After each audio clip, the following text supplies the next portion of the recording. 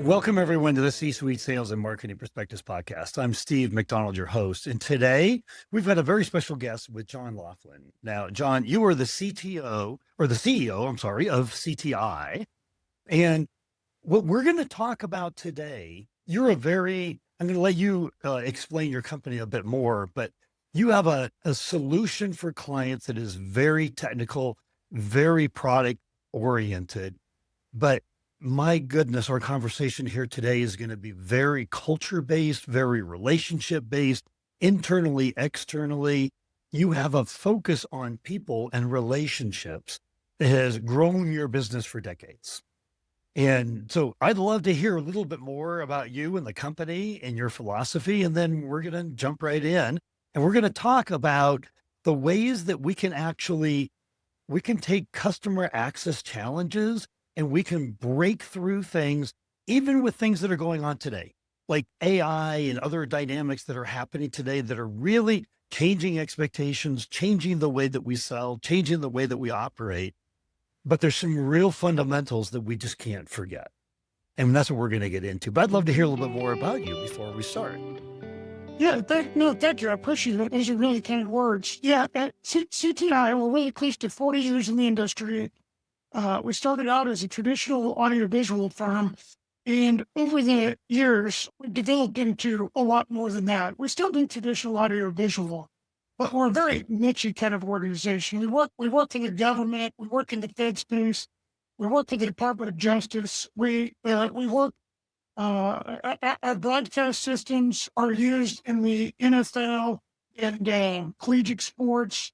And we turned into a company that just specializes in helping people in presentations and communications, building networks. And if video and audio live on that network and video audio are important from a quality or from a security point of view, people come to CTI to help solve those kind of problems. And that industry has grown so extraordinarily over the last 40 years. We've been very fortunate to be a part of that. Well, one of the things that when you and I were talking before, you said, before we talk product, we've got to win their attention. We've got to win their trust. I mean, getting access to the right executives these days is very difficult to do. And so I'd love to hear a little bit about your philosophy and how you do that. Well, it is very difficult. And I think one of the biggest challenges for us is the acquisition of a new customer, is finding the new customer that needs us and is a good fit for us as well. Somebody that we can, not only execute at a high level for, but we can do it for many years and build teams that support them, those two things.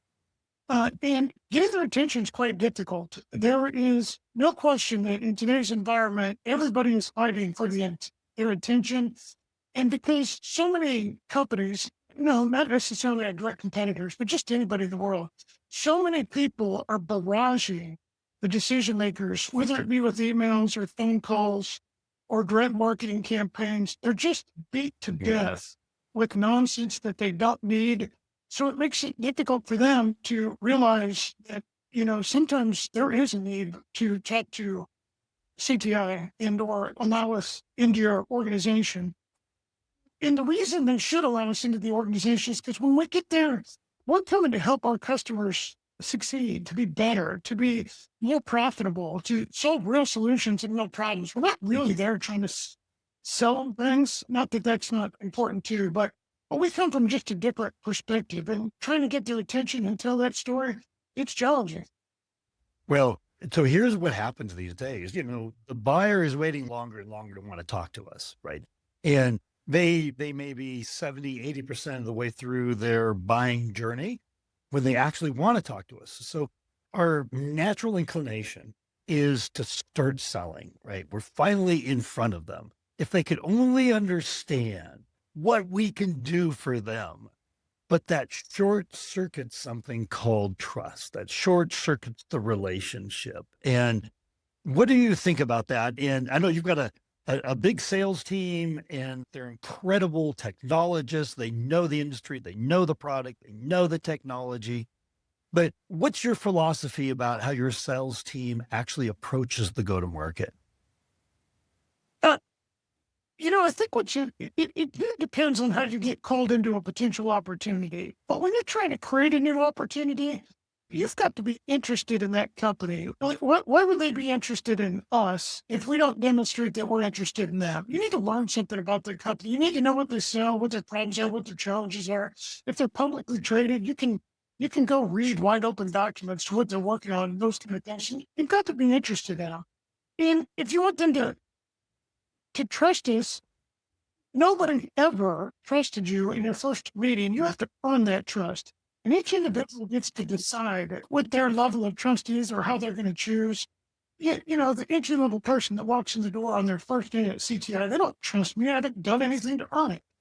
And it's my responsibility to figure out what it takes to earn that trust. I think it's the same with the customers. So until you demonstrated that you actually care about them and you demonstrate that you want to be a trusted partner and you demonstrate that you're actually interested in the things they're doing, and because of those kind of strategies, you're demonstrating that you plan to bring value to their organization and help them get better.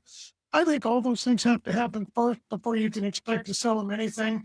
And in fact, if you don't do all those things first, the sales cycle time will be so astronomically long that it's kind of distasteful in its own right. That's a really interesting point you just brought up at the end there, right? Because we could think of relationship driven growth, which is kind of what we were talking about here, as a softer sales approach, right? Versus a more direct, hard hitting approach. What you just said is if we try to go for the close too early, basically, we're going to take longer. It's going to take a lot more time, a lot more resources. The impression that we've made on them is not going to be the one that we want to make. We're thinking long term. We're thinking about them. We're thinking about growing their business. That's a mentality that you could say that is going to take longer, but you just said it isn't. It actually is the shorter path. Yeah, if you think about trust this way, right? I think trust is a huge factor in speed and efficiency. If you have a couple of employees working for you that you don't really trust very well, and you give them 3 or 4 tasks each, when they're done, then you have to go follow up and make sure that they're actually done and check in on them and do those kind of things. But if you have a couple of staff members that you trust deeply and you give them 3 or 4 tasks each, you never think about it again. You don't go Right. check up on it. You know it's complete. And that is that is very efficient not to go follow people around. It's the same with our customers. When they talk to us about building an auditorium or a broadcast suite for the NBA or mission critical space that's monitoring the electrical grid. When they trust us and they tell us what they need to accomplish and they give us access to the decision makers and the influencers on their teams and their organization, and they let us just go do what we need to do to get all of the information, to engineer the system correctly, get the specifications correctly, and figure out the logistics of how to get the work done, right? Some cities are union, some aren't union, some cities are difficult to get to with trucks, and some facilities are difficult. When they trust us enough just to let us go do our job, the speed and efficiency is dramatically faster. And overall, the project cost goes down because we're just faster and more efficient. And we believe in sharing those savings with our customers because we want to be trusted. And that trust you had talked our previous conversation starts with your own internal culture, right? And the opportunity that you've created at the company that you want to attract the right people that are going to stay here for the long haul. What's your thinking on that front? There's a couple of things, but we have a one-page strategic plan that we teach constantly. And we use that I stole it from Bon Harish, and he'll love the plug right there. He's a dear friend and one of my coaches. But we use that document to teach and we're about 1,500 employees now, and we teach every employee that one-page strategic plan, and we use it as a strategy to allow them to go out and make decisions. Go make decisions, go do your job. There's not really any managers at CTI. In fact, the word manager doesn't exist, with maybe one exception, project manager in the field. And we're creating an environment where people who love this industry can come and can thrive, and they can go do their job on a daily, weekly, and monthly basis. And we're allowing them to go make decisions. And we have a communication strategy, so we communicate very quickly and very efficiently. And what kind of go make mistakes, make as many as you want. In fact, the person making all the decisions is the one making most of the mistakes. The person doing the most work is probably making the most mistakes. Go get things done. And if you make a mistake, no big deal. Own up to it. Learn from it fast. Share what you learned so others don't do it. And let's just be a little quicker and a little bit more efficient. Communicate a little bit faster than our competitors. And at the end of the day, that's been really good for us. On the Chris side, that same one-page strategic plan, or some of the ways I teach it, is we're looking for effort, attitude, and trust. We call it the EAT method. And in individuals that give good effort, that's just a decision, right? I made a decision to give a good effort. Or attitude, just a decision. I'm going to have a great attitude today. And trust, when you really look at it, is pretty much a decision as well. I've decided to trust this company. I've decided to trust this construction drawing set. I just decided to trust my leadership, and I'm going to go give my best effort today. And that system is what we're trying to deploy, and we're trying to deploy it on a daily basis, roll up your sleeves, one customer at a time, one project at a time, just execute at a high level so that our customers just keep dragging us with them. And it's worked really well for 40 years. You know, it's interesting. When you and I first met, I asked you a question. I said, John, what do you think your two greatest challenges for creating long-term sustainable growth? And I've asked that now of over 100 C-suite executives. I didn't ask it at the very beginning of this podcast, but I did about 120 executives ago.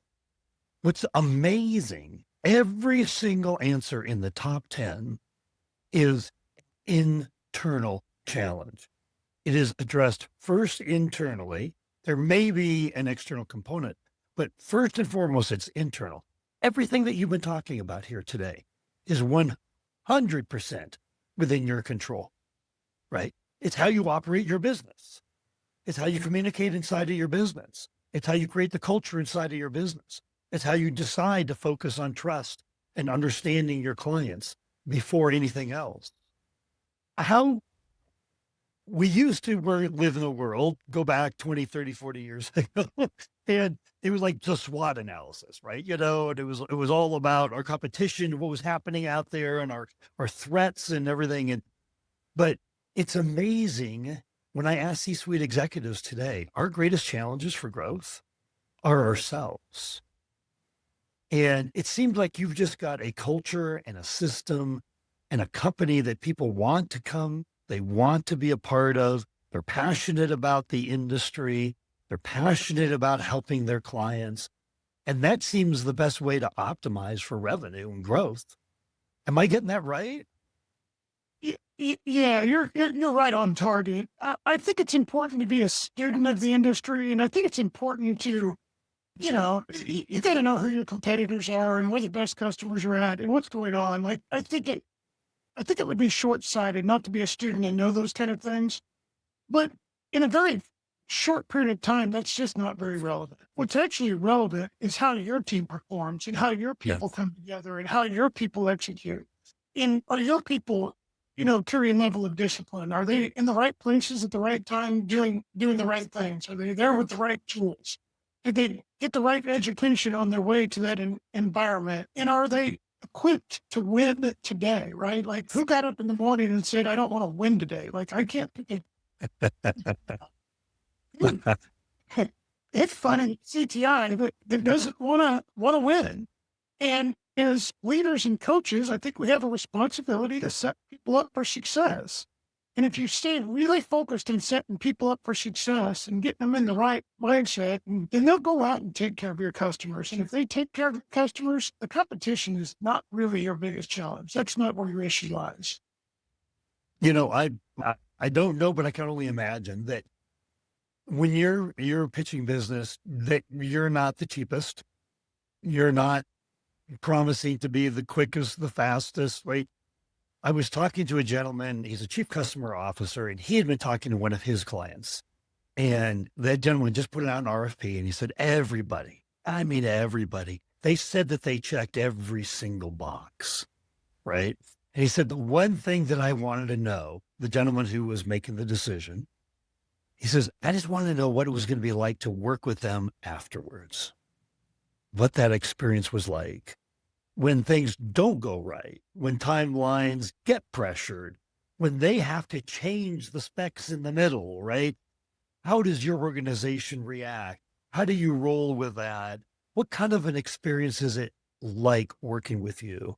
And how do you train for that? How do you prepare for that to be that kind of organization that just, we're going to be there. You can trust us. You can rely on us. And we're going to make the right decisions for you. We're going to help. It's a really good question. So one of the things we teach internally is to be incredibly flexible, right? The customer's always right, and be flexible. And they're human beings, and what we design and install can be quite complicated, and mistakes do get made. And when you get a new customer for the first time, it can be a little bit challenging getting to know each other and figuring out how to get through these things, because you still have to build the trust that I've already kind of described in depth.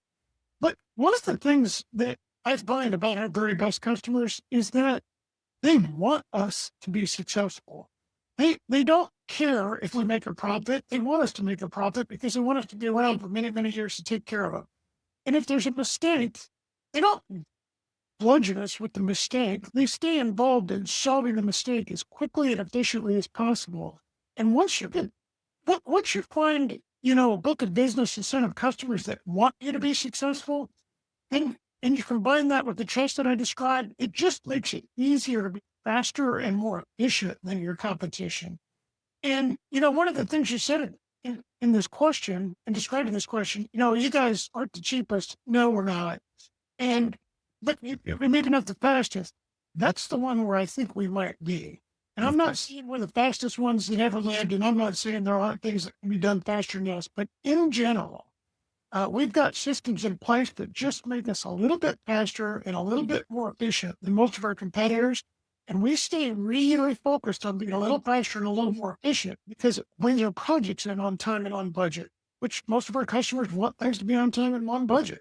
Our Right. sales consultants want things on time and on budget. The engineers and the project manager and everybody wants things on time and on budget. And when you get things on time and on budget, it's easier to propose the next project or engineer the next project, because you start building really quality systems of how many hours does it take to do these kind of tasks, and how fast can we get these things done, and what have we learned in the past. And we're pretty focused on that speed. Now, it's not to say that quality isn't mandatory. That's just table stakes. Your quality Yeah. has to be fantastic. Things have to be done correctly. They have to be reliable. That's just mandatory. But if you can do it just a little bit faster, that allows you to keep your price down. That allows you to get more projects done in a year. That allows your people to get more projects done in a year. And that speed is where we spend a lot of our focus. So it's interesting. And I want to know if this is happening in your business.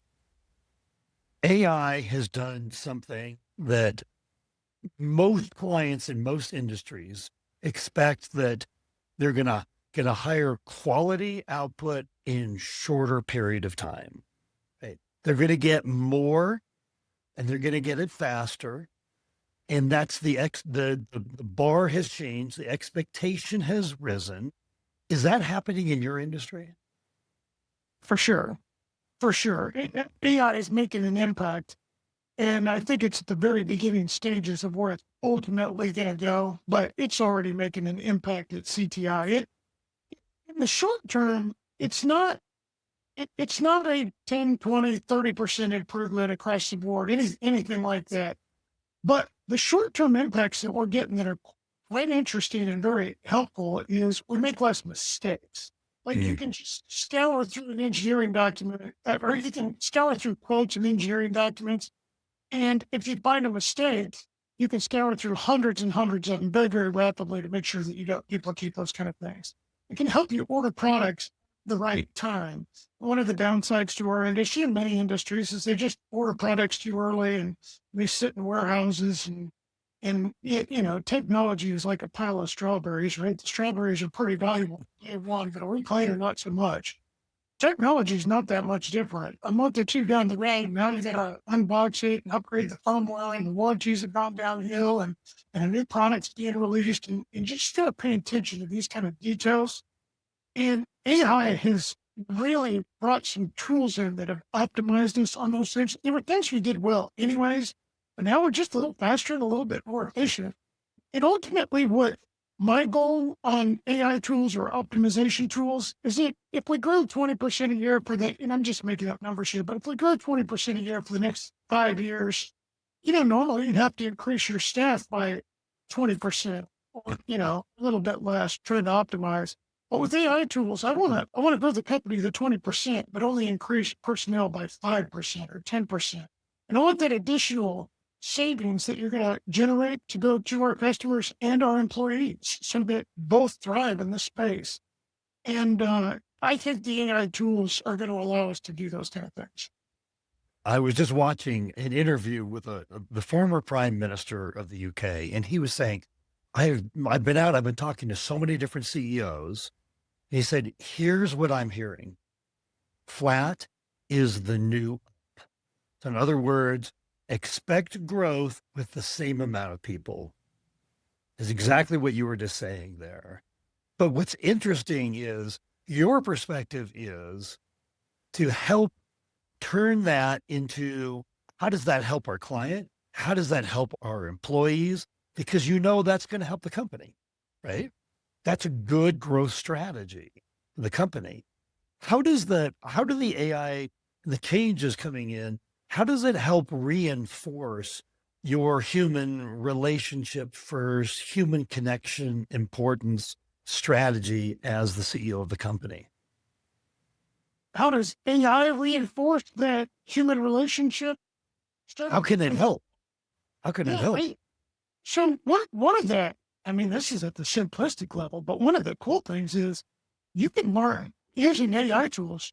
You can learn so much about companies and competitors and what's going on in minutes, which used to take, hours to, I don't know, cyberstalk them on LinkedIn and Facebook. You read all the documents and that kind of stuff. With some AI tools, you can have all of that information slammed together in 30 seconds and actually read it to you. So you can learn more about what's going on in your customer base at a really quick and efficient level. You also can put, depending on the physical size of the customer, they might have, for us, we're building spaces a lot of the time, and they might have 3 types of spaces, and they could have hundreds of rooms. Some of the customers have thousands. And you can upgrade those room layouts and those drawing layouts, and there's so much faster than just 5 years ago. And Lord, 20 years ago was completely different. So those are things that in a 1 hour meeting with a customer, I can have most of those things done and back on their desk before I even leave the meeting. And taking those are the kind of tools that make you valuable just faster and more efficiently, and sharing those with your customers. I think it just continues to build the trust that is the most important aspect of the customer relationship, in my opinion. So I wanted to make sure before until the end, you have a framework you call the EAT framework. And I wanted to ask you what that was and why it was important.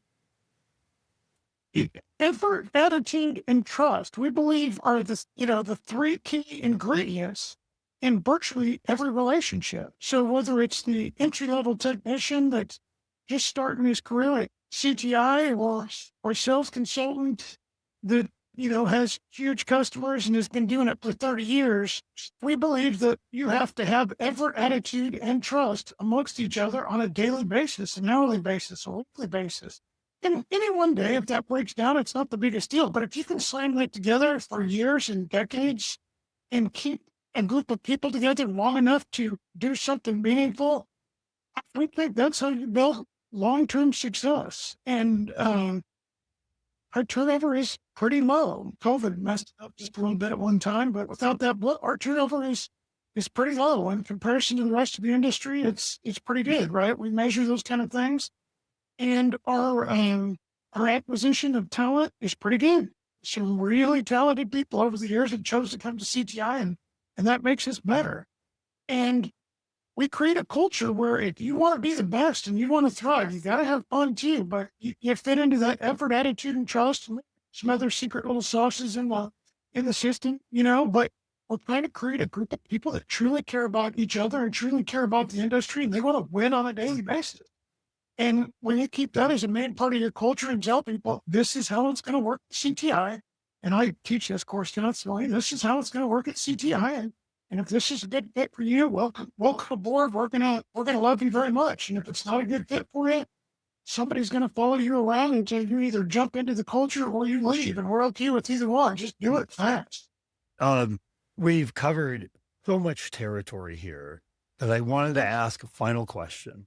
And that was, if there was one thing to take away from our entire conversation here today that you wanted the C-suite executives that are going to be consuming this podcast to take away, what's the most important thing? For me, it's helping my people win. I want our sales consultants to win and make really good paychecks and take care of their families. And I want our engineers to work on really cool projects that they can go tell stories about. And project managers, install techs, everybody in the system, I want them to come to CTI and say, that company helped me win today. They set me up for success. They gave me a vision for the future. I trust these guys. And sometimes people leave, and it always hurts my feelings just a little bit. And I have to understand that when you're growing throughout, if you start as a 22-year-old kid, who knows where you're going to be at 35 and 55, right? But I just want people to realize at CTI that we're trying to help every single staff member win on a daily basis and trying to help them get what they want. And I just think as leaders that we have a responsibility to take care of the individuals that are trust us to make those best decisions. Well, I love it. John, the mission of this podcast is to bring C-suite perspectives, insights, years of experience, growing our businesses from all over the world together.